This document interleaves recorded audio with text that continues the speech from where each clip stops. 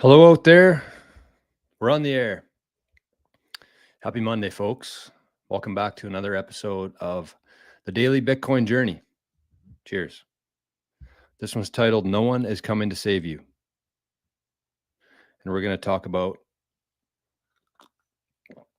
10 things we can start doing to prepare for the new decentralized economy. It's going to be a good one. I stole somebody's list and I made it into my own, and that's what we're going to be talking about today. First comment of the day. Look at that. Ginger. Everybody say, nice work, Ginger. Killer right behind him, same minute. Ooh, it's got a sting. Jay says the government will save us all from trusting the government. That is absolutely true. Actually, I mentioned that in one of the group chats I'm in the other day. It's a pretty good group chat, actually. Forrest made it from Bitcoin Not Crypto. And there's just a bunch of small YouTubers in there like myself. And just sharing some secrets to the trade, you might say. Not that I have any. I'm on the receiving end of that one. But what the heck? Keep saying Bitcoin generations and showing Bodie's face on sas.gg. Bodie, did you hack my hack the mainframe here? How do I change that? I thought I did. Anyways, they were talking about, the government here in Canada, the Gov. And we got an election coming up in a couple weeks here. And that's basically what I said. I don't really care who wins. I don't even know if I'll vote, because Canada is so far past the point of no return, and there's no government that's going to save us here. It's not, even if the government starts buying Bitcoin, we're too late.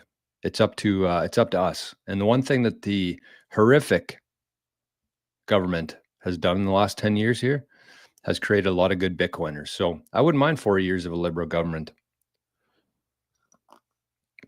Shouldn't say that because it'll probably happen. But anyway, what the heck? I tried fixing this, but it doesn't seem like it wants to be fixed. Edit stream info. There we go. Let's try this. But anyways, moral of the story. The goal today is help Joe escape Canada. Okay, I can do that. J-Dog, good morning all. Hope you recovered from the Masters. Oh, what a weekend that was. My God. Not so much the weekend, yesterday. Yesterday probably took 10 years off my life. Although it was fun. It's funny, we had a bunch of bets going. I made I thought some really good bets at the right time. And so I had a list we had like a whiteboard here at the house that said bets still in play that we made for Sunday afternoon in the Masters.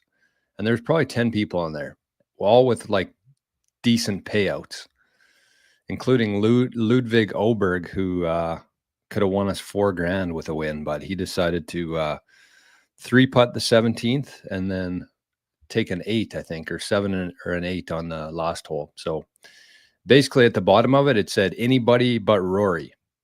That's when we were going to be in the money. And of course, of course, Rory wins. But it was fun. It was a lot of fun to watch. It was, I don't know. There's money's good, but there's more to life than money. And we had a good weekend here. So that's all you can ask for. The best things in life, money can't buy. Cleaning machine. Good morning. Paul, look at this. I thought I saw Paul did something here. Yeah. New member. Paul, my man. We need to chat sometime, Paul, sometime soon. I enjoyed chatting with you. Anyways, thanks for becoming a Bitcoin journeyman here. Buck 52's in the chat. Laugh pad. Morning, fellas. And Parker. Look at this. Everybody's here today. Bodie, digital gold is now the pristine collateral. Absolutely correct. Absolutely correct. Okay, so as a reminder, we are on the Zap streams today. I'm going to be checking. What am I doing here? I want to share this on Noster. Couple things. No, actually, I won't mention that right now. What the hell is going on here? Oh, I didn't even say good morning to Nasser today. Oh, well, sorry. We are live. The only thing that bothered me more than Rory winning yesterday was how many times I had to watch the fucking Ozempic commercial and listen to that stupid jingle that they have. It was stuck in my head all weekend. Only a big pharma company could pay for that much ad space and piss a guy off that much. Randy, good morning. We got Josh Owa in the chat. Good morning, Josh. Randy says, how do you recommend to change from this is name to you're never going to know who I am? Oh, this is Randy to you're never going to know who I am? I'm not the guy to talk to about that. I have a fucking YouTube channel here, man. With my name right on the show. Right there in the bottom corner. But I mean, we could talk about this for a couple of seconds here, a couple of minutes, whatever it takes. I mean, there's things that you can do. There's services that you can, people that you can hire, services that you can purchase to basically wipe yourself of the internet. I don't think it's very cheap, but you know, one thing I would just say is just do your best to be a little bit more private. Just pay attention to this stuff more than anything else. And it's not really just a flip or a switch that you flip. It's something that you just have to be aware of and then take very small steps every day to be a little bit more sovereign, to be a little bit more private. Because the world that we came from about, I don't know, 2 or 3 years ago, where pretty much everything about you was online and that was kind of like the normal, you know, it created a lot of unfortunate circumstances here for, especially for Bitcoiners. So it is something that you just have to take your time with. There's a lot of information available online on, you know, how to be more private. You can be more private with stuff like this. You can be more private with your Bitcoin stuff. You can be totally anonymous. And that's one thing we're going to talk about today is actually being anonymous, and not just anonymous, but anonymous and yourself. So Randy, I'd say the first step would be removing your name from your YouTube handle.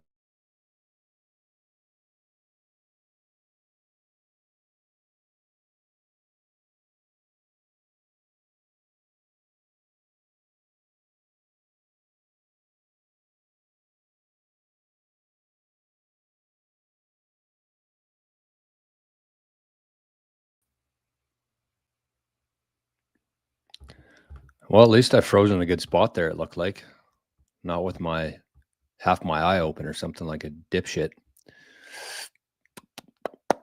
So I don't know where I ended off there, but hopefully that makes sense.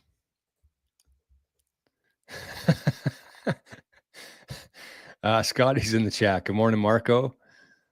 Western Michigan Broncos are college hockey champs. Nice. Good for Michigan. Well, I guess that'd be, is that like national champs? Gotta be. Natty champs. All right, so I got to top up my balance here quickly. Before we proceed, I'm below 500. And do I have enough sats on this wallet? That's the question. Ooh, barely. Barley. Okay, rent has been paid. Thank you, Zapstream. Anyways, if you're over in Zapstream, I see there's quite a few of you in there. So say hello. Say what's up. I see Aaron's over there. Good morning, Aaron. We are dialed into the Zaps this morning. Retro Beaver, good morning. Legends, good morning. Mert, Rick, Adam, Lori, Maze Man. Look at this. What a crew today. Santino, one of our Bitcoin journeymen there. Good morning. So speaking of Bitcoin journeyman, this is what I'm going to be doing here. Yeah, I think I'm going to do that. So on the weekend, I did a show. I did a show on Saturday. It's been wiped from the internet now. I hope.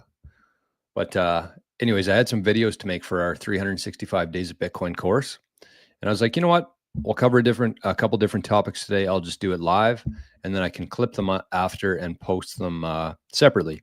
So that's what we did. And I think that there's a few of you that I see in the chat that were there on Saturday. But I'm actually going to share that whole video on to the Living in the Future community. So basically what the video was, is it talked about the whole flow of Bitcoin. So like from the very beginning of sending money to an exchange, swapping that to Bitcoin, what happens from there, some stuff about UTXOs. And then I talked about some wallet to wallet, sending Bitcoin back and forth, things you have to watch out for, transaction fees, got into the difficulty adjustment and why the whole network, why and how the Bitcoin network basically self-regulates itself. It was about an hour and a half, and then some questions after too. So I'm going to share that video for the private community, for the Living in the Future community. I'll probably share that this week on there. So if you're somewhat new to Bitcoin, or even just like, been here for a while, but you don't really understand how everything works, maybe you've never sent a Bitcoin transaction yet, maybe you don't know how the difficulty adjustment works, things like that. UTXOs, I got into that part of it. It was kind of like a crash course of the 365 days of Bitcoin. Very, very crashed course of that in an hour and a half. So I'm actually going to share that on the Living in the Future channel over there. So if you're not a member over there yet, consider. That's going to be posted this week. You could be real greasy with it too. You could join for a week for free, watch the video, and then cancel your membership if you want to. I don't care. It's just important information, and I want to give some love to the private community there. We also do our proof of work course every week, which has been really good. We've done 5 episodes of that, also on the Living in the Future. But anyways, Buck52 says, fucking Uber driver tried to blackpill XRP me on the car ride. I put up my Bitcoin orange shield. What was the main argument for shilling XRP? It's cheaper. Renita says, good morning, Renita. Morning, Jor. Just got a BitAxe Gamma 601. Pretty exciting watching it hash away. I'm 56 and never thought I would be in this far into Bitcoin. Thanks for all the great info.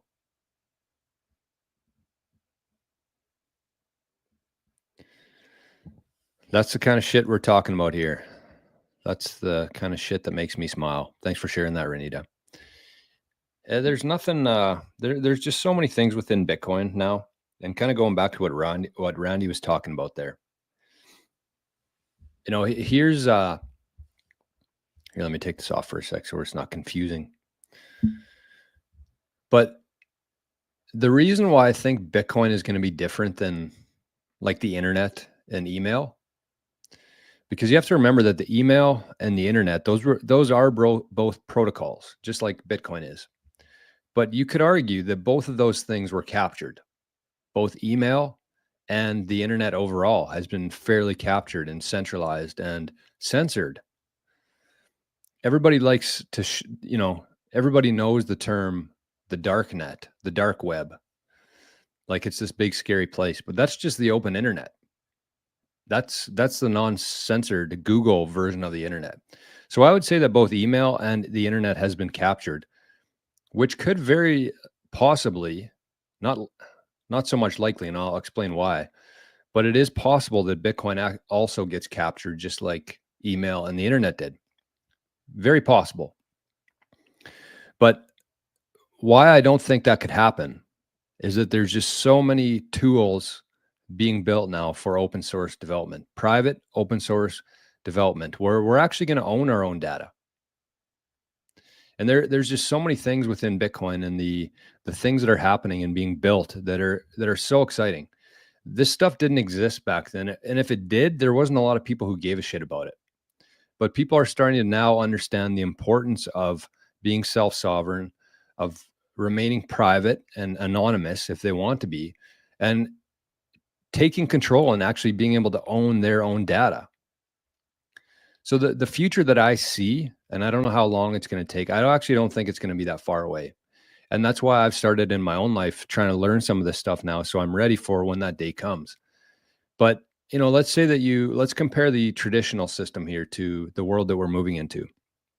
And this is actually going to be included in our no one is coming to save you checklist today. But where was I going with that? Oh yeah. So let's look at Twitter. Every post you make, everything that you like, everything that you look at, everything you spend more than 2 seconds looking at, all of that data gets relayed back to Twitter. And that's how they make money. They sell your data. And that's Twitter, but that's applicable to YouTube, that's applicable to Google, that's applicable to everything that you interact with online. All of that data is captured. It's captured and it's sent to centralized servers like Twitter, like YouTube, like Facebook, TikTok. All of that goes to those servers.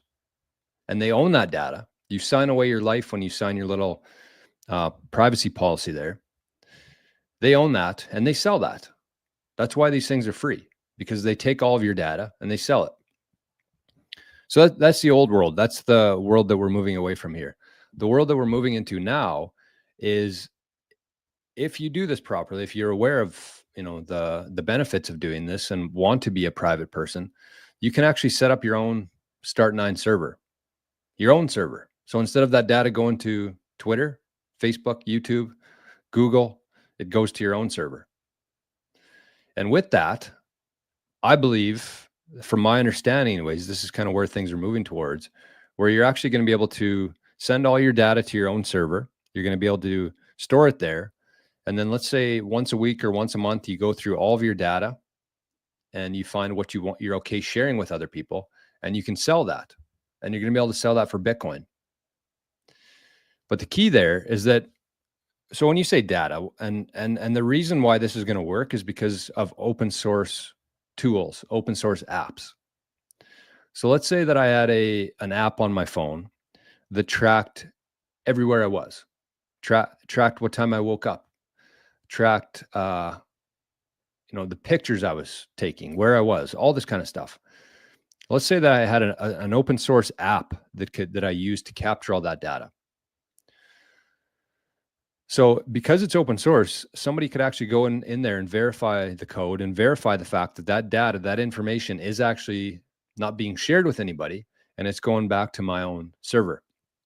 So that's where open source is going to come from. And that's why it's going to make this work. And that's why I think that Bitcoin is going to be different than the internet and email. And it's not going to be captured, hopefully, if we do things properly. So that's why I have my own server here. I'm not using it to its full potential yet, but I just wanted to familiarize myself with it. I wanted to be ready for when that day comes, because it's going to be such a different world when you can actually take your own data, you can own that data, and you can decide what happens with it. And I'll probably sell some of mine, because why not? But the nice thing is you're going to be able to choose which parts you want to sell. So maybe I don't want to sell, maybe my internet history. Maybe I don't want to sell the meals I eat, but maybe I'm okay sharing how much I slept, or how many hours I used my phone for that day, and what kind of apps, how much time I spend in apps, all that kind of stuff. I'm going to be able to get to decide what I share and what I sell. And that future's coming. So that's why I want to get ready for it now. That's why I have the Start9 running, also for my Bitcoin node to be connected to, so I can, remain as private as possible with my Bitcoin dealings and my wallet information. But yeah, make sure, if you don't, I mean, again, I've said this quite a bit lately, especially, but if you have the means, don't sell Bitcoin for it. And if you're still in the heavy accumulation phase of Bitcoin, don't buy one of these. But if you have the means, if you have the ability to buy a Start9, make sure you get one. And I would do it sooner than later, because you never know what's going to happen here. With the crazier and crazier, the more desperate and desperate the governments become, it worries me a little bit. And that's the case for servers, for Start9s, for cold cards, hardware devices, for bit axes. That's what led to this whole conversation here. Make sure if you have the means, again, Don't feel like you have to do this. Don't feel like you need to sell Bitcoin to do this. But if you have the ability, if you're in a financial position to get one, I just shared it there, start9.com, and you can use the code 88SATS to get about 50 or 60 bucks US off the purchase of it. So that's what I would say. And that would very much help with what Randy was talking about here as well, in terms of being more private. But take it slow. Take it slow. Plastic says Raspi Blitzer. Those work too. I just think that this is going to be the, I don't know. I feel like it's going to have more functionality. And I actually talked with Matt from Start9, Matt Hill, the CEO of Start9, and they got some really exciting updates coming to Start9 that's going to make it even more user-friendly than it already is, and much more functionality and capability than already exists there. So I'm very bullish on Start9 myself. Scotty says, if you do DCA frequently, wouldn't you then have many, many hundreds of cost basis over the years? If you did eventually sell and needed to do taxes, or just ballpark it? You're asking the wrong guy with that.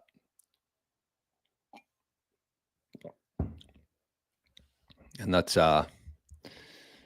not a conversation for the show here today. It's up to you though. Everybody's got their own thresholds and their own, I don't know. I don't like funding terrorism and war and corruption myself. BTC Pleb, Trump fans down bad today. Trump got owned by China. Cool comment. When the internet first came up, we were given the idea of free communication, free calls. It has all become centralized. Bitcoin will too, and was designed to. Wow, what a ray of sunlight that dude is. Well, I think I know who this is because I saw the exact same comment. So, ban user, see you later. I don't know if it's a bot or just dipshit, but anyways, Gonzo. Buck52 said, cab driver liked XRP because it is centralized. So it's a company with a CEO. Yes. I said, be careful. Companies go bankrupt. And what happens when they cut you off from access to your coins? Exactly. The reason why Bitcoin works is because it's decentralized. That's the main differentiator between Bitcoin and literally everything else, even gold.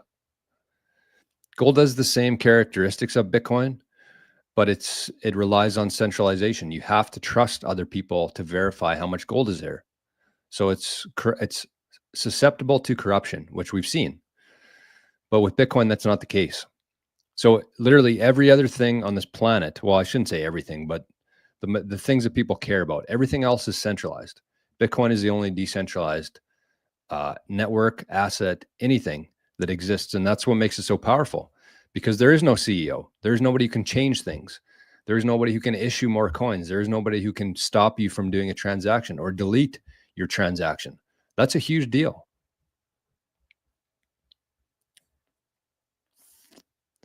Phil said, morning all, just a thanks to Alex C for all his info about mining, a big help.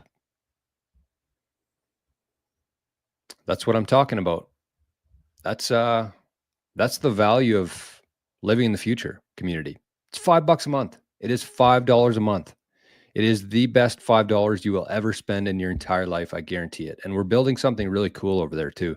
There's going to be a lot of opportunity coming in the future, but that's a perfect example of Phil living in the future community. You can, if you're, regardless of what stage you're at in Bitcoin, you join that chat, you're going to learn some stuff. And if you have questions, you can ask. And there's somebody, in this case, Alex, who is able to help Phil, because I don't have all the answers. I don't pretend to have all the answers. There's very knowledgeable. I don't know a number. I was going to say there's about 10 people in that chat who could, get you out of any sort of scenario in Bitcoin. And the brain power of that group, that's what you want. That's the kind of people that you want to have on your side as you're navigating through this very dark, lonely, scary place called Bitcoin. You want people that you can trust and rely on, and answer any questions that you have. So thanks for sharing that, Phil. That's exactly why that community exists. So again, if you're interested, we got space.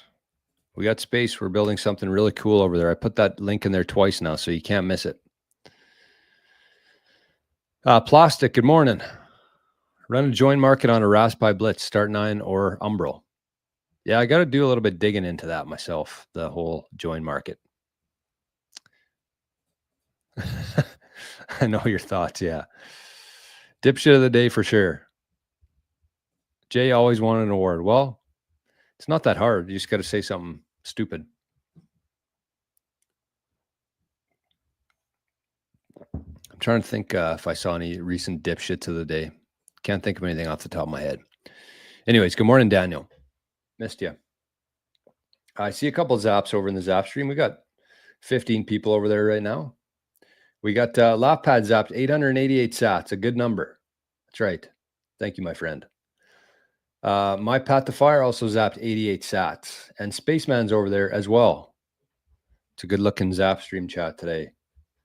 Good to see you, everybody over there. Tommy D's in the chat. Good morning. Brennan says the worst part about XRP is it is not a stock in Ripple Labs, which every noob thinks it is. You're a creditor or a shareholder of Ripple. You have nothing. True. Tommy D says Signal or Telegram these days. I use Signal. I actually use both. I am in a couple different chats on Telegram. I don't love Telegram. The benefit that Telegram has is that it's a little bit easier to organize things in there. So I like to think about Telegram and like Discord as kind of more like a library. So they're useful. You can organize things. You can have different folders and different discussions based on the topics. Whereas Signal is just a big group chat. It's like a big group chat with your friends. And you can't really organize things in there. And we have like a 7-day, once the chats are gone, they're gone forever. So that's why Telegram and Discord are fairly useful in that case. But yeah, overall, I like Signal a lot better. Plastic says, I use Telegram, lots of useful groups, but be aware of scammers. That's right.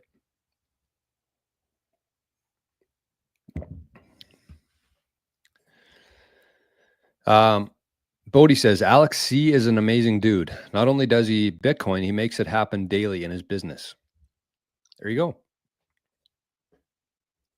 Alex, if you're watching today, you got some fans out there. Plastic says, Bitcoin is a lot of reading and focusing. That's right. And Frank, good morning, all. A bit late, but I made it. Good to see you. We're still, I guess we're half an hour into this so far. So where do we begin here? Where do we begin? I don't want to waste too much time here, but did have some things that I wanted to share. So where is it now? April, what's the date today? Okay, just give me 1 second here. 1 second. Treasuries. That's not it.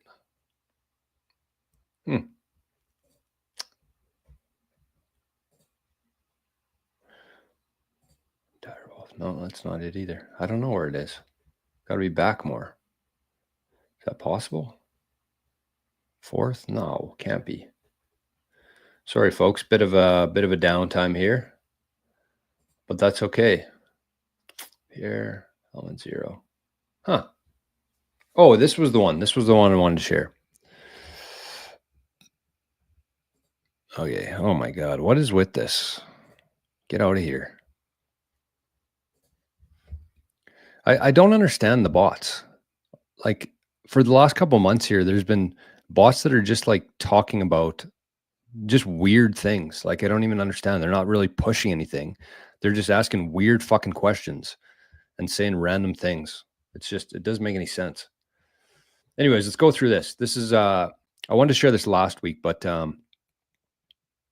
what's going on? Okay, super annoying. I got attacked by bots on Saturday's show too, although it's pretty easy to clean up. But that's the beauty of Bitcoin, is that it's going to stop all this bullshit. Okay, so this was a post I came across that I wanted to share with everybody here because pretty cool, pretty unique way to think about this. So the theme of this post was Bitcoin is element zero. That's what this post was about, and it was on Noster, and it came from Jason the Original, and it basically explains how Bitcoin is element zero in the what is it? Periodic table. Element zero. So you can see here 1, 2, 3, 4, and then zero. The new element zero is Bitcoin. So let's see why. Satoshi didn't create Bitcoin. He discovered element zero. And I think amongst the Bitcoin community right now, I think that that's what most people actually agree with, is the fact that nobody actually created Bitcoin. It was discovered. And there is a big difference there, actually. Satoshi didn't create Bitcoin. He discovered element zero, the first and only monetary particle. It has all the attributes of a perfect commodity, scarce like gold, except it's more scarce than gold. In 2024, it officially passed gold in terms of being more scarce. Gold typically has an inflation rate of about 2% annually. And as of the halving in 2024, Bitcoin is actually now more scarce than gold. And it's only going to become more and more scarce through the years because of the halving cycle. So 96% of the Bitcoin is already, or 95%, one of the two, has already been mined. So for the next 100 years, because of how the halving schedule works within Bitcoin, it's going to take 100 years to mine the last 5% of the Bitcoin. So it's already more scarce than gold. It's durable like metal. It's immutable like time. But it fixes every flaw that let gold be captured by banks and governments. It has zero weight. It has zero storage cost. There's no borders involved. Anybody can use it anywhere in the world. There's no counterparty risk. You hold that Bitcoin, nobody can take it from you if you secure it properly. It teleports at the speed of light. And there's a fixed supply of 21 million Bitcoin that already exist, but have not been put into circulation yet. It says Bitcoin didn't emerge from economics. It was unearthed from the raw fabric of information physics, like the electron of value. Gold was corrupted, fiat was printed, but Bitcoin is incorruptible, unstoppable, untouchable, and immutable. This is the monetary Big Bang. There is no next Bitcoin. There is only before Bitcoin and after Bitcoin. What a post. And it looks like the Noster community agreed with that too. That post earned 12,000 sats. That's the beauty of Noster. The fact that this guy, I don't know who it is. Who was it? Jason the Original. That's the beauty of Noster, is that you don't need anybody's permission to earn money on there. You don't need 4,000 followers or subscribers. You don't need a big audience. You don't need 4,000 watch hours or whatever it is. You can make one post that's well thought out and people resonate with, and you can earn money from that.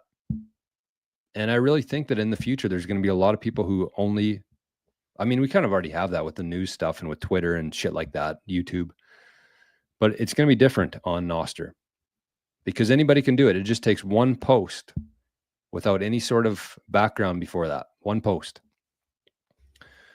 So that's pretty cool. I like that. I like that analogy. Bitcoin is element zero.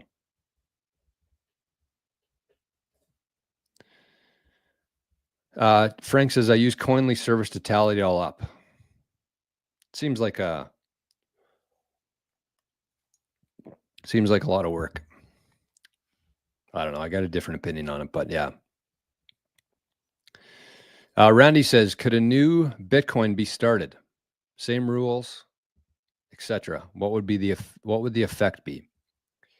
Well, I mean, you have to understand that every altcoin that exists today is basically somebody trying to create a better Bitcoin. That was the narrative. If you were in crypto about 4 or 5 years ago, there was tens of thousands of altcoins that claimed to be the new Bitcoin. This cycle, nobody's trying to be the new Bitcoin. They're trying to be the new utility network, or they're trying to become the new whatever it is. But nobody's trying to compete with Bitcoin anymore. And the reason why they're not trying to compete with Bitcoin anymore is because it has basically decoupled, it has separated itself. And there's enough people who know the difference between Bitcoin, a decentralized asset and network, versus everything else. So it could be started, but you'd have to have the network there. That's the main thing that Bitcoin has working for it right now. Every person on earth, I'm sure if you asked, like, if you surveyed 8 billion people on this earth, I'd say that like at least 7 billion people would at least recognize the name, the brand, Bitcoin. And if you look at the hash rate and the Bitcoin network and how much power and electricity and energy is going into the Bitcoin network right now, it won't be replaced. People are going to try. People have tried. But it's a network effect, and it's not slowing down, it's only growing every single day. So JE says, I know a redundant question, but when will things, in your opinion, start going parabolic? Kind of what I'm thinking right now, but I'll explain my reasoning for it. I think that Bitcoin's really going to shoot up in September, October, and peak in like November. And the reason I say it is because there's so much pent up demand for Bitcoin right now. There's so many people who weren't here last cycle that are now buying Bitcoin. And it's not people like me or like you. It's the people with billions of dollars that are allocating to Bitcoin now. And we haven't really seen the true scarcity of Bitcoin yet, but we will. Yeah, but the reason I think that it'll be the fall is actually liquidity. So the global liquidity, I think, is just going bananas right now. And actually, shout out to I think it was LaughPad. He's been sharing some charts in the Living in the Future Signal chat about global liquidity and where it's going, and it's going up right now. So there's usually a lag between when global liquidity starts going up, and I think more liquidity is going to be coming too from the U.S. here in the next little while. But Bitcoin always follows, so it's usually like 3-4 months, I think, from the money supply going up to Bitcoin's price going up. So that's running up right now, and I think it's only going to continue running up as the fiat system continues to implode. So it just makes sense that it should probably happen in like July or August based on that.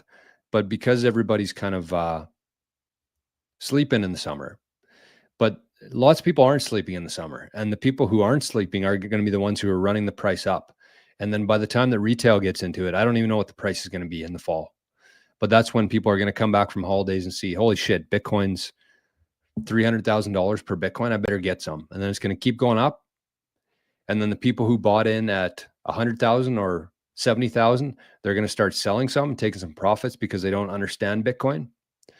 And then it's going to crash. But it's not, I don't think it's going to be a huge crash. I don't think we're ever going to see like an 80% drawdown, barring something crazy that I'm unaware of or that I can't foresee.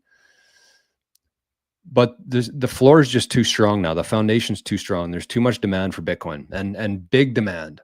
Not me, not you, but the BlackRocks and countries and the hedge funds and everybody. So I would say this fall.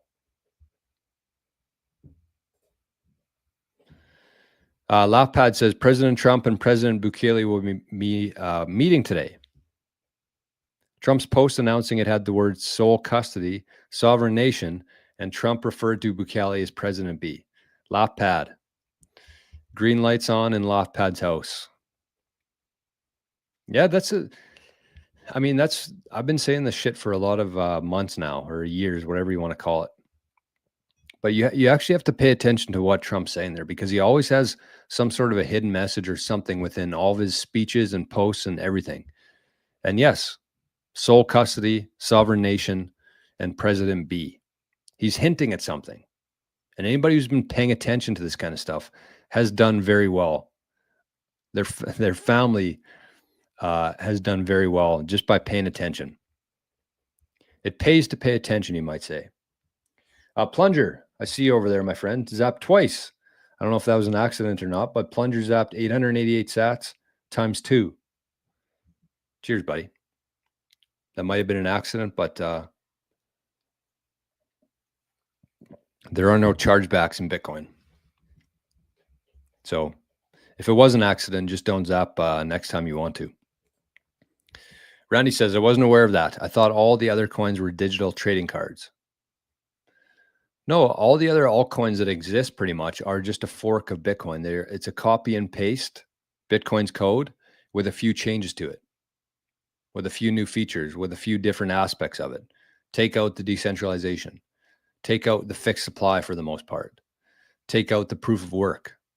Take out the SHA-256.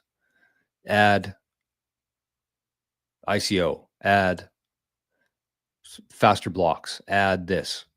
They're all just a copy and paste of Bitcoin. Bitcoin baby. How can Bitcoin be a commodity when it takes real commodities to produce a Bitcoin ASICs machine? The metals, the gold inside the machines. The machine materials come from the earth. Yeah, absolutely. And that's part of its value. That's part of the value add behind Bitcoin, that it cannot be created out of thin air. Nobody's saying that metals aren't a commodity. Nobody's saying that gold isn't a commodity. Nobody's saying that. We're saying that Bitcoin is a much better version of all of those because it's faster, it's decentralized, it's transparent, and it fits in with the world that we're moving into here. Do you think that people are really going to be carrying around gold coins as money? Do you think people are really going to be sending gold back and forth on ships for hundreds of thousands or millions of dollars to each other to settle payment? Why would you do that when you could send value, Bitcoin, to anyone on the planet with an internet connection for a couple bucks, a couple cents even, if you do it right? It's a big difference there. I mean, I understand what you're saying here, but that's what gives Bitcoin its value, is the fact that it takes real world energy, real world commodities to produce Bitcoin or to mine Bitcoin. Because everything else that happens online is all fake. It's all fake. You can duplicate it, you can copy it, you can fake it. Bitcoin is the only thing that you can't, because it takes real world energy, real world metals in this case, to mine Bitcoin. You can't create it out of thin air. It takes real energy.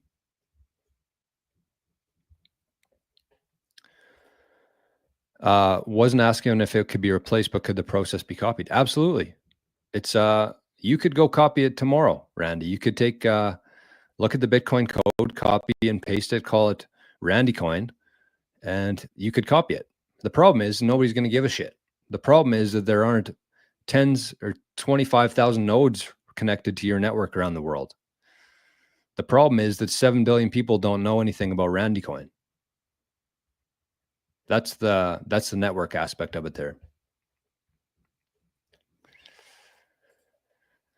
Lapad, thanks for the global liquidity chart shout out. Yeah, no problem. Thanks for doing that, and thanks for sharing it with the Living in the Future community. That's valuable information. Frank says people are selling Bitcoin at this price because they don't understand the real value of the future Bitcoin. Yes, exactly. And that's what we're going to see happen. That's what happens every cycle, where it starts running. There's a bunch of liquidity in the economy. Bitcoin starts running up, and then everybody gets some, but nobody understands it. I shouldn't say nobody, but that's the whole green light theory at work there. Nobody understands it. So when it goes from 100,000 when they bought it to 200,000 when they're looking at it, then they're like, oh, I made 100% profit here. I 2x'd. I'm going to cash out. So then people start selling. And that's why it always runs up and then it crashes, because the people who have been buying it don't necessarily know what they're holding there. But as time goes on, those people who don't understand Bitcoin, that'll become smaller and smaller. And the people who do understand Bitcoin will become bigger and bigger. So the volatility will probably go down, but the value will never go down. It's going to go up forever. It's designed to do that. Donnie wore an orange tie on Saturday. Nice. Yeah, he's a Bitcoiner, that's for sure. There's no doubting that. Imagine copying, pasting "For Whom the Bell Tolls" and then replacing Ernest Hemingway with your name, then expecting your version to flip the original. Exactly. That's exactly right. Today's the day. What's happening? Are we running? Let's just check this out here. Nope. Today's the day. I don't know what that relates to. $1.52. It pays to pay attention. Exactly. And this is true. Matrix, I don't want Coinly to have all my info. That's right. I agree with that. BTC Backpacker in the chat. Mowing lawns for SAS today. Gold all-time high after thousands of years. I mean, I don't dislike gold. I just think it's stupid to hold any. If you're going to hold a precious metal, hold silver. In my opinion, silver is much more useful. Silver is going to be a big part of the future of the technological world that we're moving into. Gold, plus you can buy like 70 ounces of silver for 1 ounce of gold. Gold's useless. Sorry, Mark from the UK. But gold is, anybody still holding gold to me is like somebody who's holding an Airbnb at this point. It worked for a while. It was a good store of value for a while. It was a good income generator for a while. But Bitcoin's way better. And that's what people have a hard time. That's the realization that a lot of people have a hard time coming to, is that they just argue till they're blue in the face about why gold is a good store of value or why real estate is a good generator of income. And it's like, yeah, it was, but there's a much better version of it now, and it's called Bitcoin. So why would you choose something that is worse than what's available? It doesn't make any sense.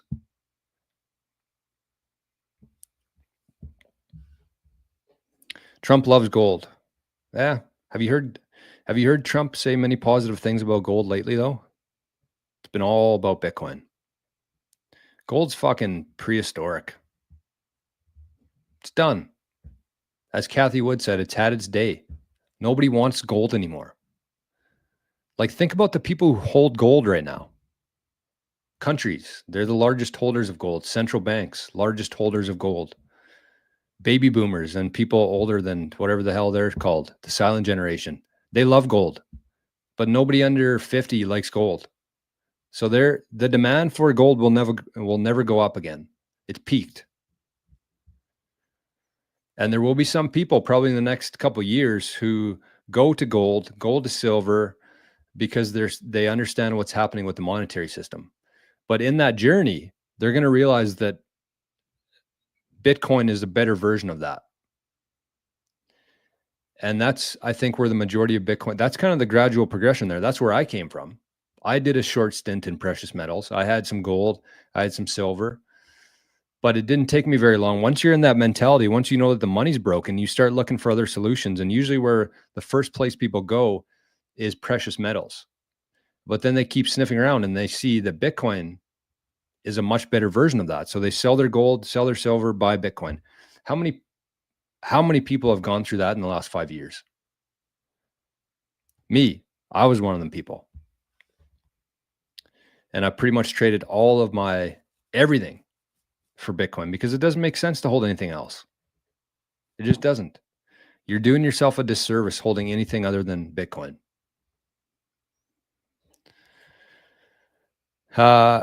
Pipeline, I'm 39 minutes late. Do you think that when Bitcoin hits 1 million and 1 sat equals 1 cent, we'll see a huge wave of adoption? Or do you think, considering how early we are, people will still be not open to it? No, I think that's the moment in Bitcoin. I mean, there's going to be a lot when we look back in 500 years from now, there's going to be a lot of these moments within Bitcoin that really changed the dynamic. Obviously, the first day, Genesis block, January 3rd, 2009 was a big one. I would say that the second one would have been BlackRock, like when the ETFs came out in the US. That was another big one. When Trump talked at the Bitcoin conference 2024, that'll be another big moment. I think when Bitcoin hits 1 million and 1 sat equals 1 cent, that'll be a big moment. But then I also think that there'll be probably 2 more that come after that. The first one will be in 2036, I believe, when 99% of the Bitcoin have been mined. And then finally in 2140, when all the Bitcoin's been mined. And the only way that you can obtain Bitcoin at that point will be getting it from somebody else. Those are kind of like the 6, is it 6 maybe? 7? I don't know. Those are going to be the key moments in Bitcoin's history when we look back in 5,000 years from now. But though that will be one of them.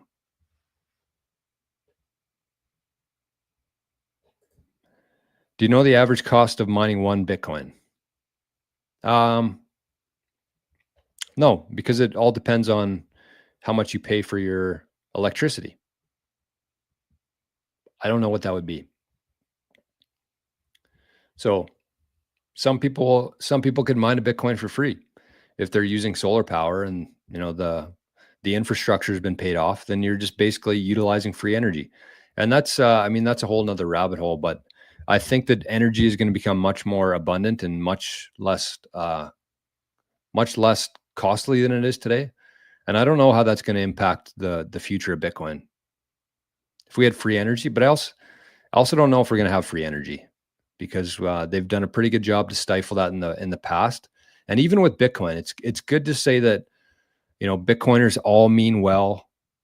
This is it's different this time, but I think that if there's people with a lot of wealth within Bitcoin, and all of a sudden there's this new innovation that creates free energy, I think the people who benefit from having Bitcoin might try to resist that if as much as they can. I don't know if they'll be able to.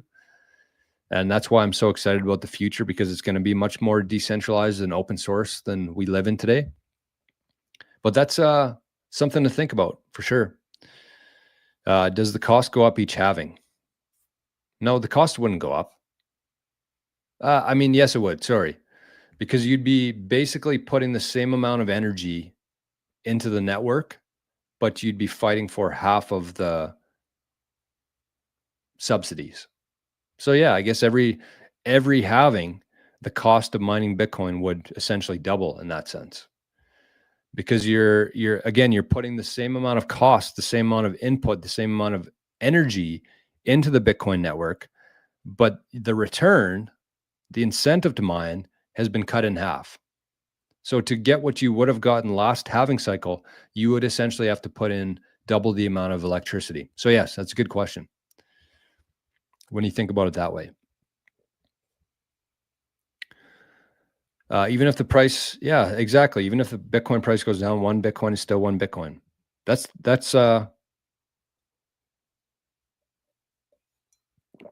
what makes Bitcoin so unique to everything else. I mean, gold would be the closest thing to that, because with gold, you could take a gold coin and you could put it in your dresser and you could leave it there for 1,000 years and it would not corrode. It would hold its value probably. It would look the exact same. There's no fees that get taken off of that gold coin every year, right? So gold would be the closest comparison to that. With Bitcoin, you purchase a UTXO. Let's say that you're using an exchange like Bitcoin Well. You send Bitcoin Well some fake dollars. Let's say you send them $1,000, and they send you a new UTXO of 1 million sats. You keep that in your wallet. You keep that same UTXO. You don't do anything as long as you protect the keys to that Bitcoin. You open that wallet up in 1,000 years, there's going to be 1 million sats in that wallet. 0 leaks in Bitcoin. And the difference there between gold and Bitcoin in that case, because we said the gold would pretty much be the same thing. If you had a gold coin and for 1,000 years, it would look the same. It wouldn't corrode. You could sell it to somebody probably, much less compared to Bitcoin. But it's the same. The difference there, though, is that that gold coin only belongs to you until somebody more powerful comes along and decides that they want to take that gold coin from you. With Bitcoin, nobody has that ability. If you protect it properly, nobody can take it from you, regardless of how many weapons they have, regardless of how much they threaten you. If you do it properly, there's nobody that can take that, regardless of how powerful they are. That's the difference between gold and Bitcoin in that case. But then you think about something like real estate, which is horrific in this case. The one benefit that real estate does have is you earn an income, but that's very easy to debunk as well. So let's say that you do the same thing with a house now. You take 100 grand, or let's say you have enough to pay for a house. You just buy it straight up. So there's no debt attached to it. There's no liens on that property. Buy that house for $500,000. Let it sit there for 1,000 years. What do you think it would look like, for one? Do you think the house would still be standing? Plus, every single year, you have to pay a property tax of that house. So what cost you $500,000 is going up and up and up. Every year you pay property taxes. That's another cost that went into that property there. Plus, if somebody with more weapons comes along and decides they want to take your house, sorry, house is gone. So, and just to one last thing on that, with the real estate, the one thing you might say is yeah, Jor, of course, but the nice thing about real estate is you can earn a return. You get a monthly income from it. Yes, but you got to deal with a lot of shit, and most people don't factor in their own time into that income statement for real estate. Plus, let's say you have the house for 10 years. You pay off your mortgage. You're making money every month. You have a really good tenant. Okay. Sorry, you need a new roof. So pretty much all the profits you've made for the last 10 years, you now got to put into a new roof that doesn't really improve or increase the value of that house, not for what you paid for it. So it's just an endless cycle of you're never getting ahead in real estate. In terms of store of value, that's kind of the three, I would say: gold, Bitcoin, real estate. And it's very clear to me that Bitcoin is the superior choice. And that's why, it's just that the rest of the world has to figure that out. And a lot of capital from gold will flow into Bitcoin. A lot of capital from real estate is already flowing into Bitcoin. And that's never going to change. It's never going to go the opposite way. And when the green light comes on in your mind, then you're in a good spot. Plunger says, I don't need to ask when Bitcoin will rocket, just need to ask why we hodl it. Exactly. Great point. And Plunger said, not an accident. So he did, in fact, send 2 zaps there. Okay, let's get some more questions. Then I'm going to talk about the meat of the show today. You guys are going to like this. Dirty Scan says, when you sell gold, you get dollars in return. Yep. True. Selling gold is a pain. And that's another part too that I didn't even mention there, is that I had silver. Let's say I paid $50 an ounce for silver. I held on to that silver for about 5 years, let's say. And I went to the gold dealer, the gold and silver dealer. And because I must have overpaid or something, or I don't know how this whole thing works, but he said basically, especially for some of the bigger coins that I had, they were like commemorative. So he's like, well, I can't even give you full price for this. I got to give you like 70% of what it's worth because we have to melt this down. So not only did it not go up, it didn't even hold its value. I lost like 30% on my precious metal dealings. Fucking horrible. Horrible. And it cost me like a trip into the city and like 3 hours worth of my time. Absolute pain. You want to sell some Bitcoin? you know, you're going to be able to do it in 5 minutes. These are serious, you know, concerns and serious differences that people will eventually figure out. I've said before, when Ampex starts taking Bitcoin as payments, I knew we won. Who's AppMex? I've never heard of that. Sabian says it literally takes 24 ounces of gold to buy 1 Bitcoin. Exactly. That's exactly. People are figuring this out. And one day it's going to cost you 240 ounces of gold to buy 1 Bitcoin, and then 2,400 ounces of gold to buy 1 Bitcoin. And it's going to continue. We're never going to reverse that trend. That's the green light here. If you understand that, you know, you're going to have a pretty good future. Oh, we got a lot of comments today. All right, we're an hour in. Haven't even started the second part. Daniel says rug and gold is in the battle plan for World War III, likely happen this year. I mean, I think World War III has been going on for like 5 years already. But yeah, I could see this too. I think that Trump's going to rug gold. Selling gold is easy. Just take it to a precious metal dealer. It's easy. I mean, it still took me a lot of time and gas and all that stuff, but you know, unless you're experienced in it, which I guess I'm not, but I ended up losing like 30% on my silver. Still sour about it, as you can tell. Bitcoin baby, money have to cycle in societies. A fixed supply cannot cycle if people have I'm never selling mentality. Agreed. I use Bitcoin every day. And a lot of people who watch the show use Bitcoin every day. So following Bitcoin baby's advice there, if you want to get the sats flowing, you can send some sats to ARNIE'S wallet using that QR code there. Or if you don't feel like scanning the QR code, you can type in adopted son 98, which was a randomly generated address for my adopted son. So there you go. Bitcoin baby, put your money where your mouth is, my friend. Get those sats flowing. You can look at the halving as the workforce doubles. True. Yeah, it's the same kind of thing. Workforce, costs of electricity, input costs, it doubles. That's right. Sell no, spend yes when it's time to build your citadel. Exactly. So true. In Australia, they're limiting the purchase of Bitcoin to 10,000 a month. Whew. They can't stop it. They can try to limit it. They can try to slow it down, but they can't stop it.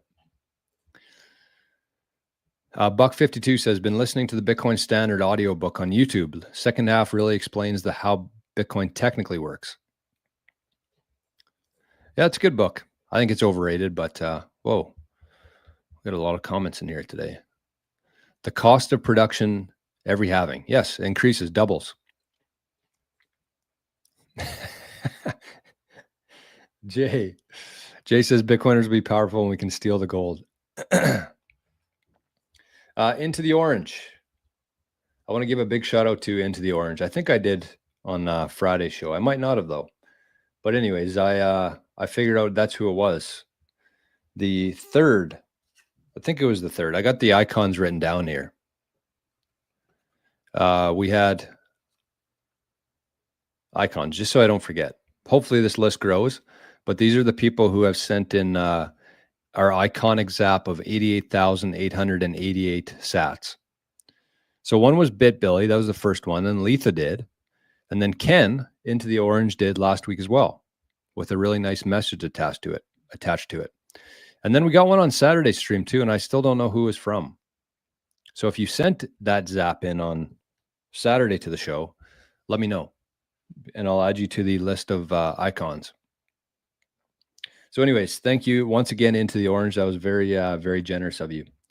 So, and Ahsoka zapped 88 sats. Good to see you, Ahsoka. Thank you. Okay, I got to buzz through these here now.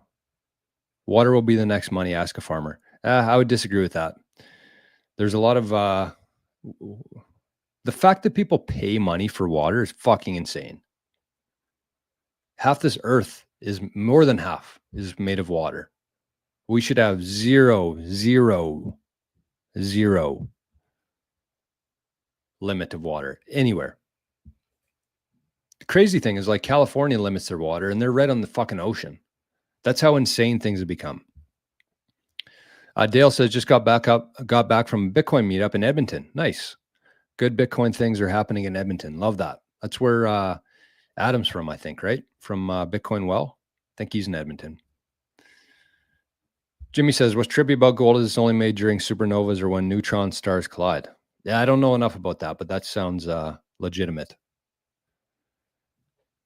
Bodie, buy a BitAxe or 3. Spread out the network and secure the future generations of all our digital gold. You are Bitcoin. We are Bitcoin. Great advice there from our guy, Bodie. By the way, Bodie, happy, I guess belated. I wished you a happy anniversary yesterday, or I said you looked like a stud. But anyways, Bodie celebrated a wedding anniversary yesterday. So thank you, Bodie. Or not thank you. Congrats. Too used to saying thanks on here. Congrats, Bodie, for, I forget how many years it was. 16 maybe? 16 years of marriage. And Bodie looked pretty good. Still looks good in the picture that he shared yesterday. So happy anniversary there, Bodie. And if you want to take Bodie's advice, I just put the Bitcoin journey. I'm going to create like a little website for all the links that I have, so it's easier to keep track of them and easy to direct people there. So watch for that in the next couple of weeks here. I'm just going to add a link to my website there, so everything can be in the same spot. I don't have to share a whole bunch of random links. Daniel, yes, exactly. You have a allodial title to your Bitcoin and nothing else. Not real estate, not equities, not bonds, just Bitcoin. Absolutely. Absolutely. Yep, dealers make a premium on the purchase and the sale. That's right. Nothing wrong with a pretty raw collection. Well, yeah, unless you hate gains, unless you hate returns on that money. Brian says, considering selling my 80s and 90s baseball card collection to buy more Bitcoin. I have some bangers. Finding it tough, though. Sentimental? It depends, I guess. Like what I would say, and this is kind of what I've done in my own life, is just keep the things that are actually sentimental to you. So for me, I spent like a decade collecting sports cards. That's kind of like and I didn't really know it had anything to do with money. I just thought that there was an opportunity there, and I liked organizing them, buying them, selling them. I just love sports cards. But kind of what I did is I took a look at my collection and I said, I'm going to keep only the ones that mean something to me. So I sold the majority of them. And I still have a couple, and I probably should sell them, honestly. But this is what you have to keep in mind, Brian, is that if you sold those Bitcoin or those baseball cards today, let's say you have a Ken Griffey Jr. rookie card, and you like it. It's gone up in value for the last decade or two. You're a big fan of Ken Griffey. What you have to remember here is that if you sold that card, Ken Griffey Jr., for 1 million sats today, and you hold on to that 1 million sats for 10 years, you could probably buy 20 Ken Griffey Jr. rookie cards. That's just how this thing works. Everything, including baseball cards, is going to go down against Bitcoin forever. So that's why you store your wealth in Bitcoin, and then you buy things later as needed. And you can buy a lot more of them if you want to. But I'll give you a perfect example. This card's sitting right here, right now. Perfect example of this. Austin Matthews, rookie card. Sitting right here, wrapped in a little bit of paper. This card, I was going to sell it last year. And even though the price has pretty much stayed the same, maybe it's even gone up a little bit since then. But last year at this time, if I got $1,000 for that card, I probably could have gotten 2 million sats for that. Today, because I held it, because I put off selling it, if I sold this exact same card, I would probably get less than 1 million sats for it.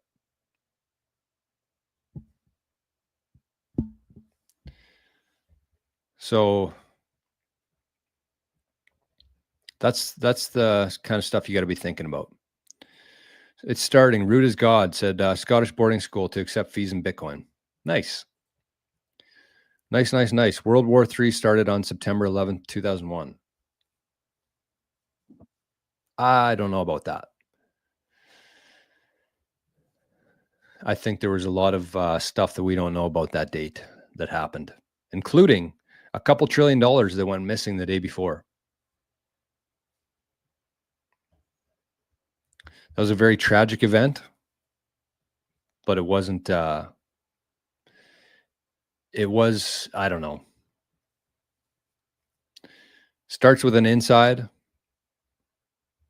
ends with a job. So to me, that's not a war. That's an attack on your own citizens. Neo of the Matrix says gold bugs don't think that when shit hits the fan scenario, humans will take advantage of others and screw people over if and when they want to sell precious metals. 100%. 100%. This is the scenario that I always talk about. It's like, just picture this. Picture this is like the main argument against Bitcoin. Well, what if the power goes out? Okay. So imagine a world with no power, no internet. What does that look like? After about a month, it's going to be pretty scary. And most people don't have more than like a week's worth of food in their house. So if somebody came to your door with a couple gold coins and said, "Hey, here's some gold. Can you sell me some of your food or water?" Who's taking that? 0 people are taking that. You can't eat gold. That's like that's what bothers me about it. Is like that's the one thing that like gold bugs and silver bugs hang on to is like in a apocalypse scenario, this is what we're going to be using to trade. No. In that scenario, you want 3 things: food, water, and lead. Gold is not one of those things that you want. Bitcoin is also not one of those things that you want. But gold isn't. And that's like its main kind of, that's what people latch onto there. So I couldn't agree more. Had cards going back to the 50s, Brian. Take pictures and sell. Yes, Daniel. That's right. That was one of the things that I discussed. I think that was about a year ago now. But I said like any items that you have that like have meaning to you, anything that are valuable though. Like if you got an old birthday card from your grandma, I mean, it would declutter your house. But you take a picture of that thing and you store that picture, it'll pretty much give you the same feeling of you looking at that picture of it on your phone versus holding it in your hand. It's going to, because that's the reason why things mean something to us, because it takes us to a different time pretty much, right? Nobody likes like the design of the baseball card or anything. They think back to like where they were at that time. That's the feeling that they like about that kind of stuff. So you could recreate that by just taking a picture of it and having that, because when you see it, you're still going to have the same feelings inside. That's sentimental aspect of that. And that's not the case for everything, but for most things, that is the case. So yes, that's a good point, Daniel. I forgot about that. Neo says, I trust an open source protocol rather than an average man, sadly. Yes, you're not alone there. Mert says, gold has different versions. You need to know what you're buying and what you're selling. To be honest, yes, you need to learn a lot with Bitcoin and gold. Exactly. That's the other thing too. You can fake gold. You can't fake Bitcoin. Matrix says, I pay my landlord with Bitcoin. Nice. That's going to increase too. People who are holding rental homes but can't sell the rental homes are just going to start taking Bitcoin to try to counteract that. Tom says, day 153 since it clicked for me. Green light turned on. Thanks, Jordan. My wife is looking into swapping her investments. That was clutch timing. Love that. Just hook your card up to Bitcoin. You can't lose. Who could even know that? Sounds like science fiction to me. What are we talking about? Tom says, sold my comics to help fund a house. Sold my used car and toy electronics for Bitcoin. My wife thought I was my wife thought I was nuts at first. That's a pretty standard reaction. Hey, look at this. Ken said, I stumbled across a way to generate some income and help local businesses at the same time. I'll post the video in the chat later. Nice. Love that. And Ken also said, ammo will be worth more than gold in that scenario. Yep. True. Jimmy says, fiat was a necessary evil that naturally came about to expose the downsides of gold. Interesting. So we could have Bitcoin. That's an interesting theory. I agree with that too. I do. Because if fiat didn't exist, we would never see the value and the value of Bitcoin. You can't even spend gold if you had to. That's what I'm saying. That's exactly what I'm saying. Natural selection, no need to hate fiat. I hate fiat. But it's still, you're right. It was there's no story of Gotham if the Batman had no Joker to fight. You're right. You're right. Everything in life is yin yang. There's always got to be good. There's always going to be evil. And in this case, it was fiat that actually led us to Bitcoin. And Bitcoin will forever change the world. For like not only just from a financial aspect, but from a historical aspect as well. Completely agree. Okay, so let's get to let me just add one thing in this. Let me add one thing here because we're gonna start the what I'm talking about today. So there's a really interesting post that I found on X, and I just kind of made it my own and changed some of the wording, changed some of the ideas, make it a little bit more Bitcoin centric. But I forgot to add one thing.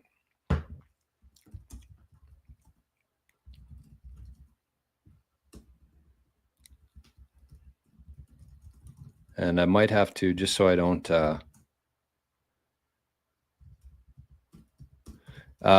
yeah, so find a mixture. Okay. This is going to be kind of shitty, but whatever.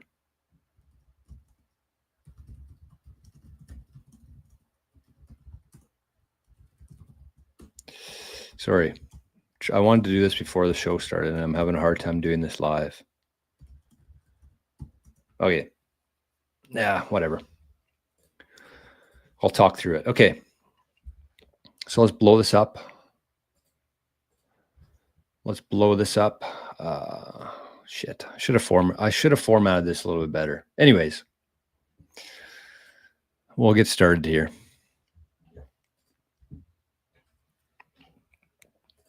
Sabian says, being controlled means being a slave, period. Bitcoin fixed that. That's right.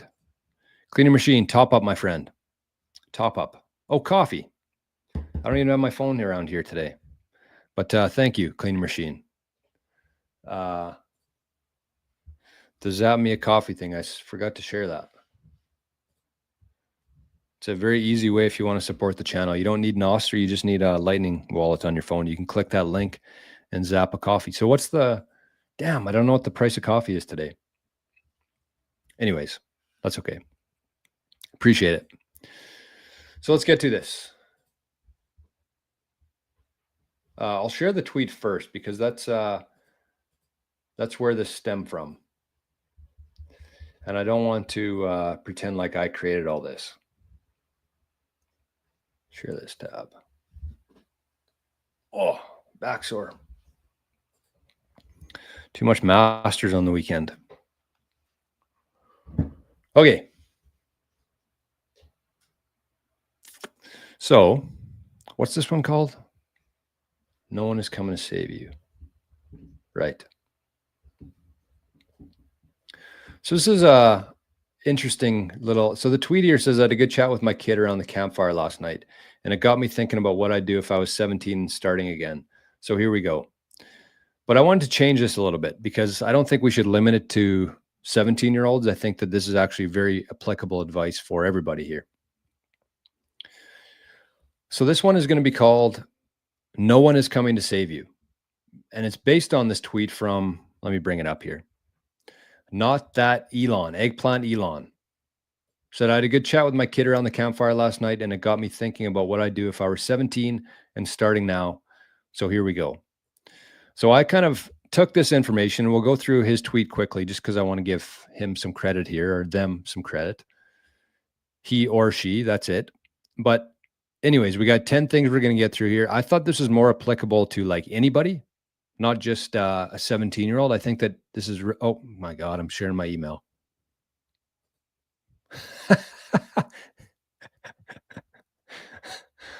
Well, it's a good thing I don't send any very private stuff on that one. So anyways, let's let's start this one again. Okay.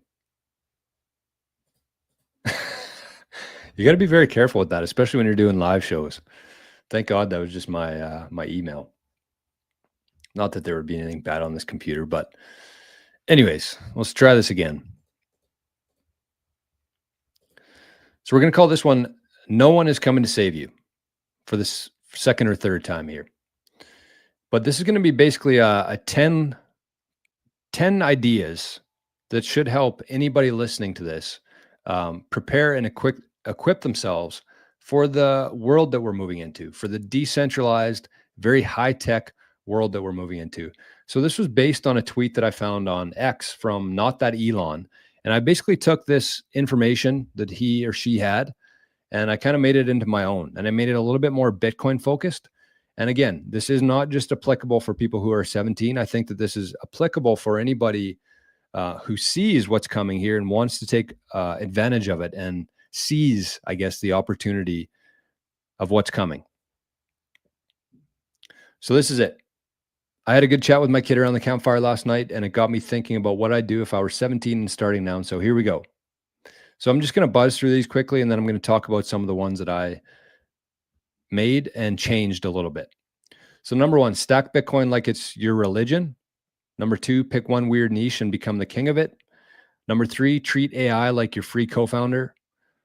Number four, create under your real name and a pseudonym. 5, sell something, anything early. 6, learn how to speak in rooms that weren't built for you. 7, take absurdly good care of your body. 8, get off platforms and build your own. 9, never ask permission to play the game. And number 10, write your own user manual. So I absolutely love this. It says the too long didn't read for all the youngsters reading this. Nobody's coming to save you. It's time to write your own rules.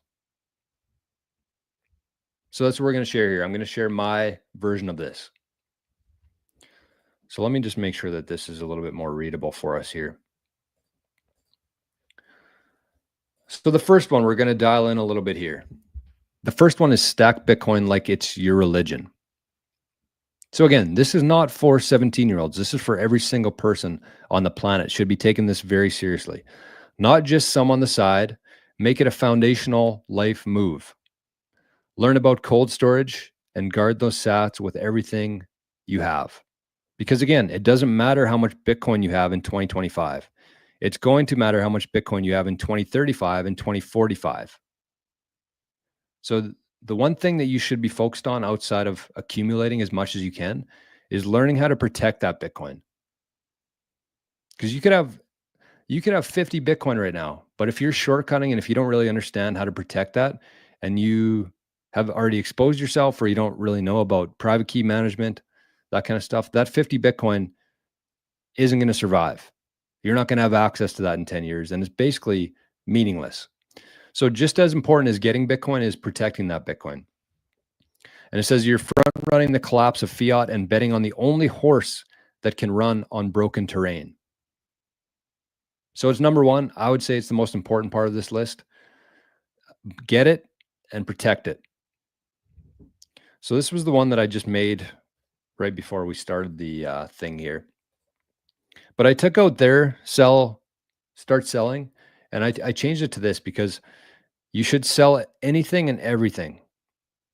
And I think that when most people would see that list, they'd think, well, I need to create a business. I need to create a product. I need to find something to sell to people. But I don't think that that's the case. I think the first place that you should start is just by looking around your own house. Like, just take a look around your house.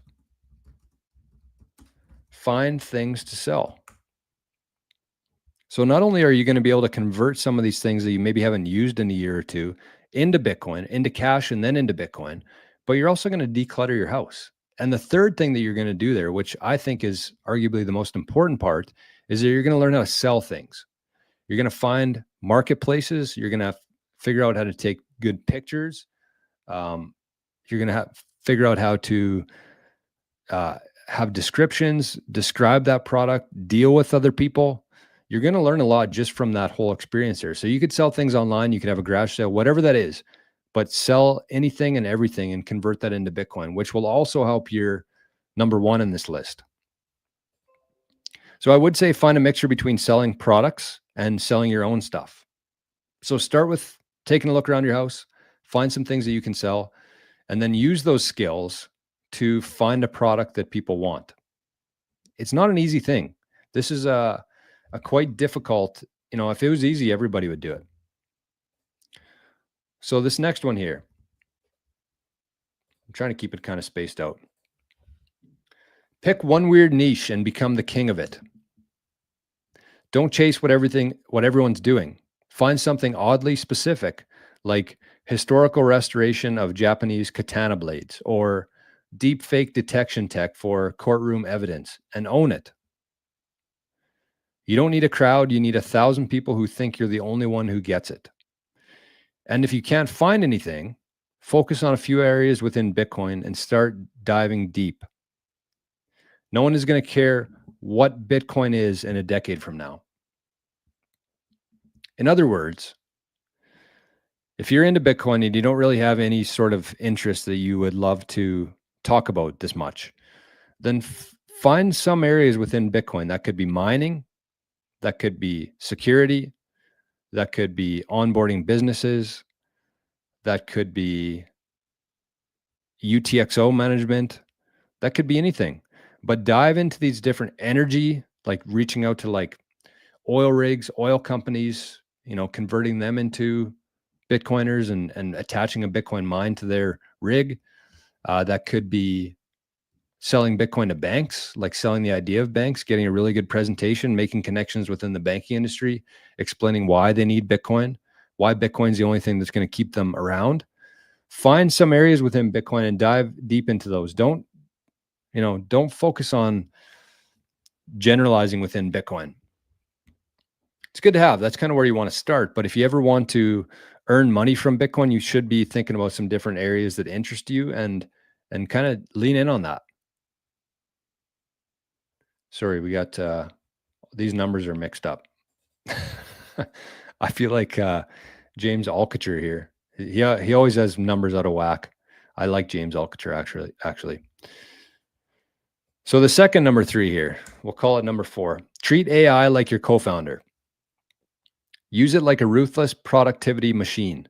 Build with it. Learn to prompt engineer like a language whisperer. Write faster, think sharper. AI won't replace you. It'll replace the dude who doesn't know how to use it. That's a great point. Now is the time to be testing and learning. Download every single AI app that you can find and figure out what works best for what. So for example, I'm currently using about 3 or 4 of them. I have Claude for like a conversation. If I'm trying to generate ideas, I have Perplexity for like more current stuff, like more like a Google search. And then I have Venice AI, and I'm going to start using a couple other ones for images. So each one kind of has its different trade-offs. Each one does something better than the other one. So try them all. Try as many as you can and just try them. See what works best for whatever you need. Where's a good place to learn about AI? I'd say YouTube. YouTube and just trial and error. You're not going to be able to take it, just like Bitcoin. You're not going to be able to take a 2-week course and understand Bitcoin. This is something that you have to dive deep into, you have to use, and it's going to take time for you to really understand the prompts, what works, what apps work. There's a lot to know there. So start today.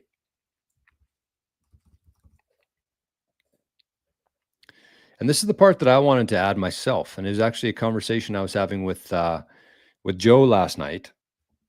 And we were talking about channels and this kind of stuff. And I said, authenticity and integrity. That's going to be like the new AI. And I think that it is. So not only learning to use the artificial intelligence AI to help power whatever you're doing, to make you more productive, to be, generate ideas, to automate some aspects of your life, but also focus on your own AI. And to me, that is authenticity and integrity. Robots will replace most jobs, but humans will always be in demand. Face-to-face interaction will never become obsolete. So with authenticity, be exactly who you are and be unapologetic about it. Never apologize for being you. Never apologize to anybody. I don't think you've ever heard me say, oh, maybe I have, just because I'm Canadian. But I'm never going to apologize for talking about something or saying something because that's what popped into my brain. That is me. And if you don't like it, GTFO. Integrity. The only thing besides Bitcoin that you can truly own. Your own integrity. Your word. Keeping your word. Building and maintaining trust will be absolutely critical in a world without middlemen. So think about that. That's where middlemen have basically made a living, is because people don't trust other people, or they didn't. So the middleman there would be is there to keep both sides honest. But if you understand Bitcoin, it's a peer-to-peer cash, electronic cash, which means peer-to-peer means there's no middleman. So you have to build your own trust. That's up to you. With no middleman, you have to find, and it takes time. It takes some effort. But it is the most important thing, I think, in the world that we're moving into. So say what you mean and do what you say. Authenticity and integrity. It's an important one. This was one that I created myself into this list. Number 5. 54, whatever. So let's get rid of this. This is the one I took out. So what is this? 6.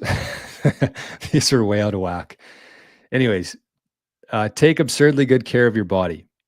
Lift, train, try to sweat every single day, or at least 80% of the days. I think if you use that rule, whenever people try to start doing things, whether that's working out, eating healthy, sleeping better, they get really discouraged if they miss a day or miss a couple days. But focus on just trying to do the 80%. If you can get 80%, if you can start working out 80% of the year, or eating healthy 80% of the day, or sleeping good 80% of the year, you're going to be in a much better place than you were. You don't have to. Perfection is the enemy of good here. Don't try to get 100% of anything. Just 80 is good. Avoid sugar, seed oils. Watch the sunrise. This has had a massive impact on my life lately. Watch the sunrise. Limit alcohol. Hard coming from me. I usually have per week, I would say I have about 3 or 4 beer with supper, or if I'm barbecuing or cutting the grass, whatever. And then some weekends, it might have a little bit more, but try to limit it. That's the one thing I've learned the hard way, probably through the years, is that alcohol is just not good for you. And there's nothing good about alcohol, especially once you're past 30. It's fine in your 20s. You can do some dumb shit, but that's probably the one thing I would change a little bit in my life, is I would just a little bit less. I still love beer, still love whiskey, still love all that stuff, but do it in moderation and limit it as much as you can, because you want to have a sharp and clear mind heading into this. Be extremely disciplined. Discipline equals freedom. And Bitcoin, keep in mind that Bitcoin is worthless. You can have as much Bitcoin as you want to, but if you don't have your health, it's gone. Irrelevant. The next one here is get off platforms and build your own. If you're using TikTok, Instagram, X, you're just renting space. And I actually posted about this on Nostr before seeing this, check this list today, or whenever it was. I said, imagine spending so much time and energy creating content, building an audience on a platform that somebody could take away from you at any moment without any notice. You could spend 5 years building an audience on YouTube or X or wherever. And because they're centralized, somebody could rug you there instantly and just take all that away from you without any explanation. It's idiotic. So you're renting space. It's digital squatting. Build your list, your email audience, your course, your app, you're writing your videos. Own the damn land that you're growing on. And they didn't mention this, but use Nostr. And don't just use it for posting, but use it to build trust. It's going to be a big part of our future here. Peer-to-peer. Nobody can take you off of Nostr. You understand Nostr? You're not renting any space there. You're owning that. Every post you make, you're owning that. You own your public key and your private key. And that's important, especially today. So get off the platforms, get onto Nostr, and start. I was making some. Arnie's making some noise out there. I think he's finally eating his brekkie.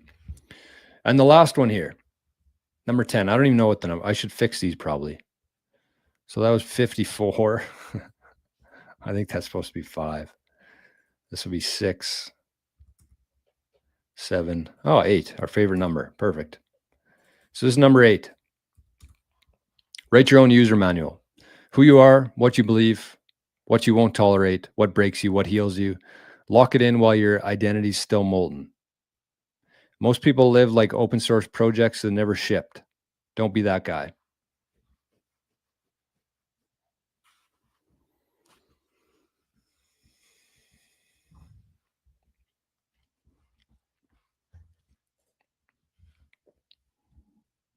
It's true. We have the ability now with the technology, with the removal of gatekeepers, with the removal of middlemen, with the ability to send value to anybody else on the planet. This whole new world that we're moving into is full of abundance. And so you don't have to pigeonhole yourself in anything. You can be who you are. You can stand for what you believe. You can do all this stuff. And it's so important. And the last thing I would say to that too is you have to know. You have to know who you are. You have to know what you believe in. You have to know what you won't tolerate. You have to know what breaks you and what heals you. You have to know that stuff before you can guard it. And actually part of the proof of work course, that's kind of like the first month we've been doing, is trying to figure that stuff out. Who we are, what we believe, what we want. Because if you don't know that information, you're just going to be like a ship at sea, just floating around for your whole life. Unless you find a direction and you're crystal clear on that direction, you're going to be lost. So that's the 8 wonders of the world. The 8 things that'll equip you for the world that we're heading into here. Hope you enjoyed that.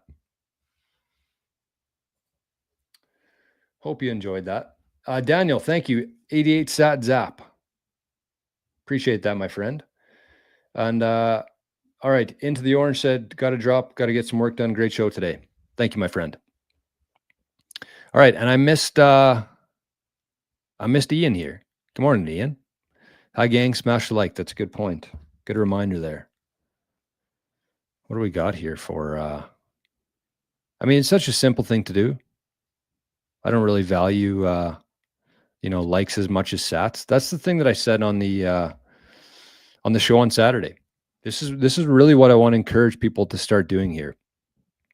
Is using this. Use this to send some support for one, but also just it's a good feedback loop for me.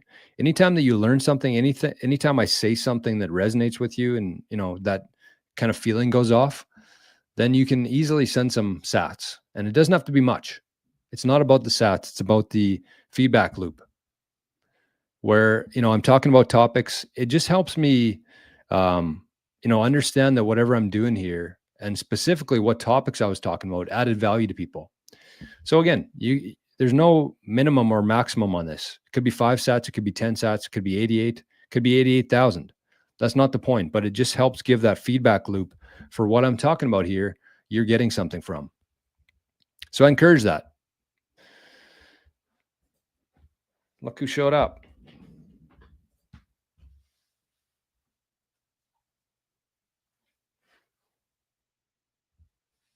King Arnie.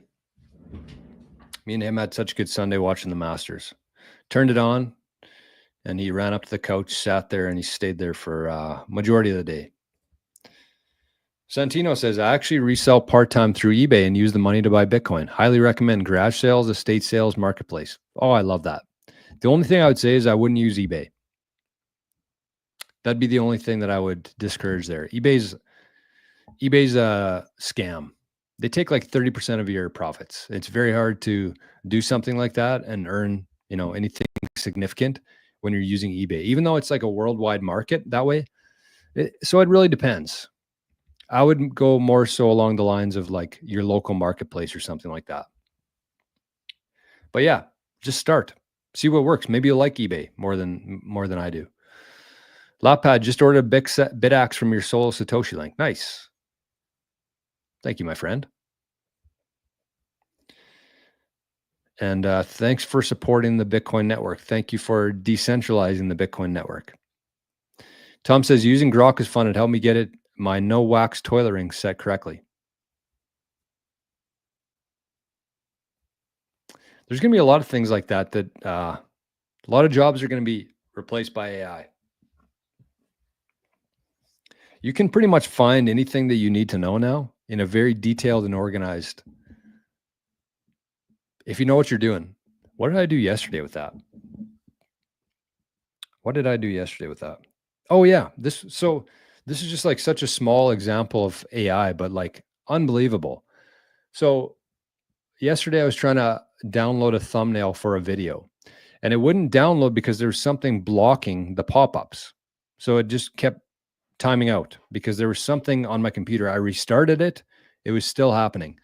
And so I asked Perplexity, I said, I'm trying to download something, but it won't prompt it. It won't open up. It seems like something's blocking it. And I said, I've already restarted the computer. Do you have any suggestions for what I should do? And like the third one down the list was, let's see if I can find it here. Is there history?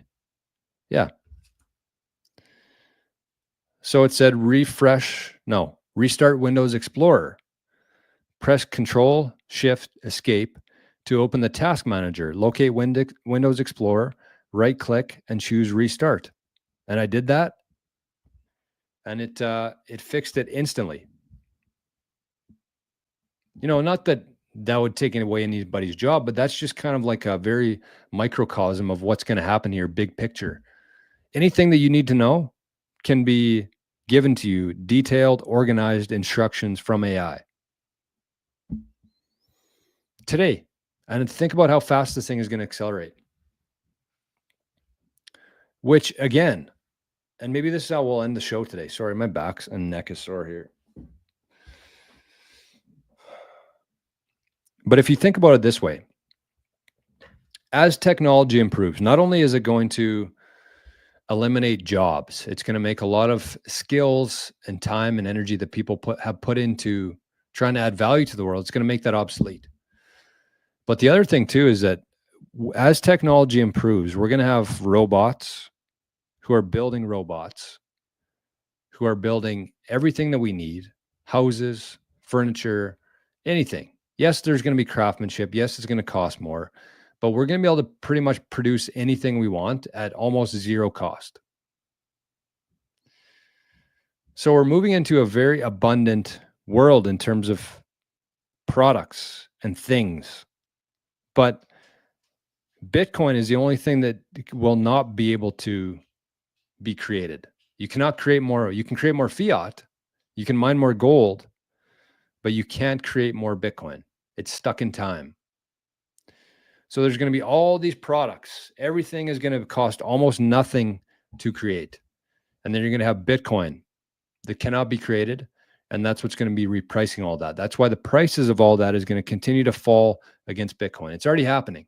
Most people just aren't willing to look into it and understand why.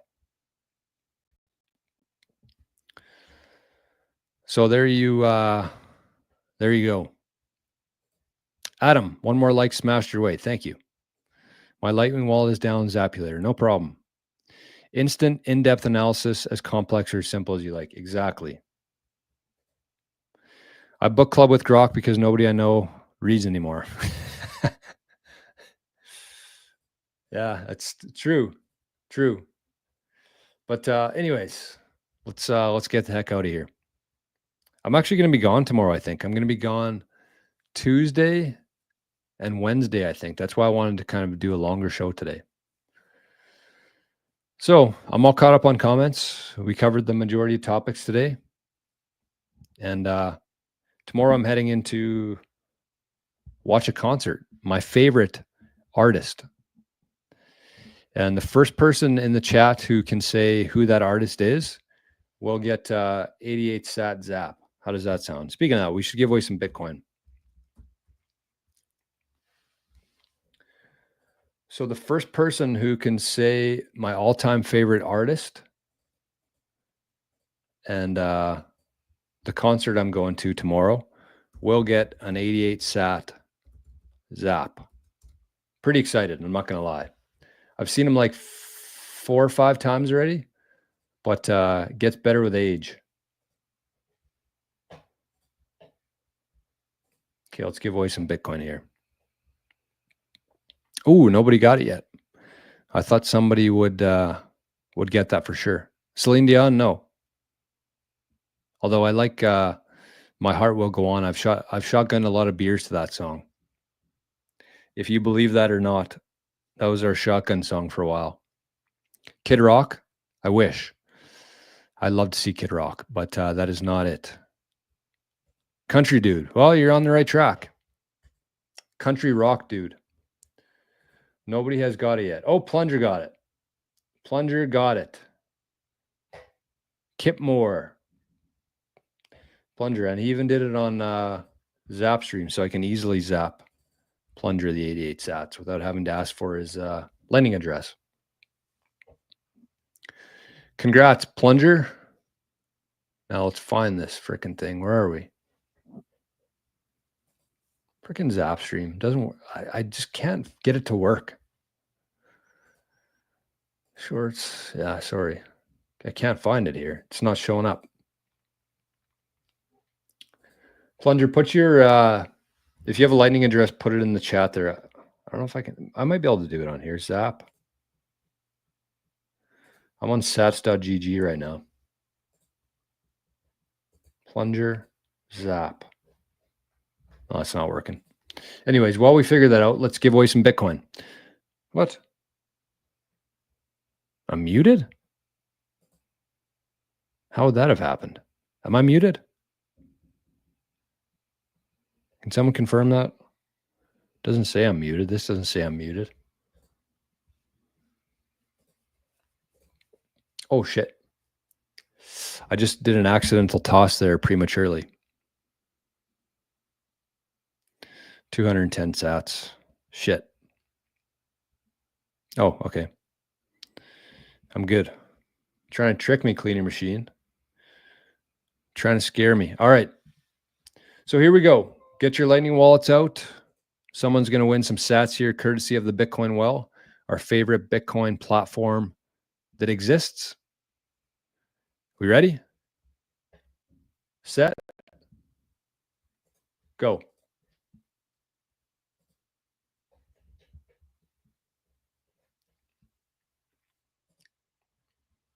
Oh, nice one today. How come I didn't get that one? What the hell? I got the 210 sat one by going prematurely there. So we've actually had three or four of these in the last little while, the 2100 sats. Love those ones. So there you go. That Bitcoin, those sats are courtesy of our friends at Bitcoin Well.